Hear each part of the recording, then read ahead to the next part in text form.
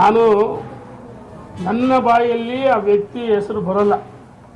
ಭಾರತೀಯ ಜನತಾ ಪಾರ್ಟಿಯಿಂದ ಉಚ್ಚಾಟನೆ ಆಗಿದ್ದಾರೆ.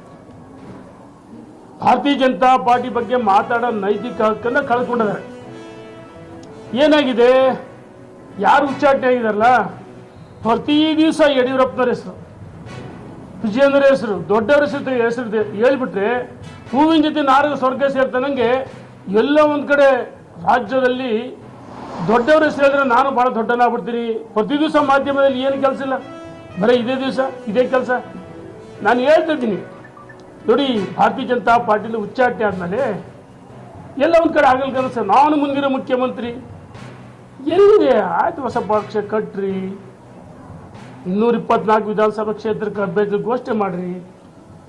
ಅಮಿತ್ ಶಾನ ನಮ್ಮ ರಾಜ್ಯದ ಅಧ್ಯಕ್ಷ ವಿಜೇಂದ್ರ ಅವರು ಭೇಟಿ ಮಾಡಿದ್ದು ಒಂದು ಧರ್ಮಸ್ಥಳ ನಡೆದಂಥ ಘಟನೆಗಳು, ಇನ್ನು ರಾಜ್ಯದ ರೈತರ ಸ್ಥಿತಿಗತಿಗಳು ಅಮಿತ್ ಶಾ ಅವರಿಗೆ ಮಾಹಿತಿಯನ್ನು ಕೊಟ್ಟಿರಬಹುದು ಅಂತ ನನಗೆ ಮಾಹಿತಿ. ಅಮಿತ್ ಶಾ ಅವರ ಜೊತೆ ಕಾಂಗ್ರೆಸ್ ಜೊತೆಗೆ ಹೊಂದಾಣಿಕೆ ಮಾಡೋಕ್ಕೆ ವಿಜೇಂದ್ರ ಡೆಲ್ಲಿಗೆ ಹೋಗಿಲ್ಲ. ರಾಜ್ಯದಲ್ಲಿ ಪಕ್ಷದ ಬಲಿಷ್ಠ ಸಂಘಟನೆ ಬಲಿಷ್ಠ ಮಾಡಬೇಕು, ಮಾರ್ಗದರ್ಶನ ಪಡೆಯಕ್ಕೆ ಹೋಗಿದ್ದಾರೆ.